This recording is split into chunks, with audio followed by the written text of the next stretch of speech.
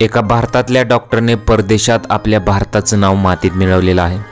महिलांना कॅन्सरची भीती दाखवून त्यांच्या स्तनांची तपासणी करायचा। पुढे काय होतं बघा, त्या अगोदर तुम्ही चॅनलवरती नवीन असाल तर जरूर सबस्क्राइब करा। भारतीय वंशाच्या एका डॉक्टरचे कारनामे ब्रिटनमध्ये उघड झाले आहेत। महिलांना ब्रेस्ट कॅन्सरची भीती घालून तो तपासणी करायचा। वेगवेगळ्या 113 प्रकरणांमध्ये हा डॉक्टर दोषी आढळून आलेला आहे। लैंगिक शोषणाच्या 115 प्रकरणांमध्ये 53 वर्षीय भारतीय डॉक्टर अडकला आहे। मनीष शहा असं या डॉक्टरचं नाव आहे। हा लंडनमधील रोमफोर्डमध्ये मानवी रोड जवळ क्लिनिकमध्ये तो जनरल प्रॅक्टिशनर होता। मनीष हा महिलांमध्ये कॅन्सरची भीती घालायचा आणि स्तनांची तपासणी करायचा। त्यासाठी तो एंजेलिना जोली आणि रिएलिटी टीव्ही स्टार जेडी गुडी या प्रसिद्ध महिलांचं उदाहरण त्यांना द्यायचा।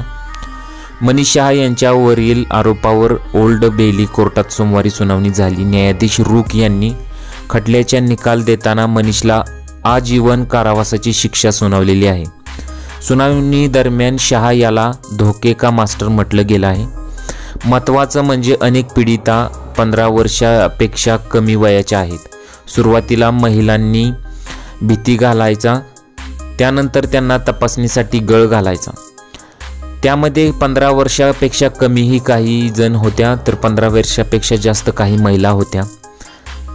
शोषण त्यांचं करायचा असा त्यांचा कारनामा होता। त्यांच्यावर गुन्हा नोंद झाल्यानंतर 24 पेक्षा जास्त पीडित महिला समोर आलेल्या आहेत। एका चांगल्या घराण्यातील डॉक्टर, सुशिक्षित डॉक्टर, पण त्यानं भारताचं नाव परदेशात त्यानं मातीत मिळवलेलं आहे।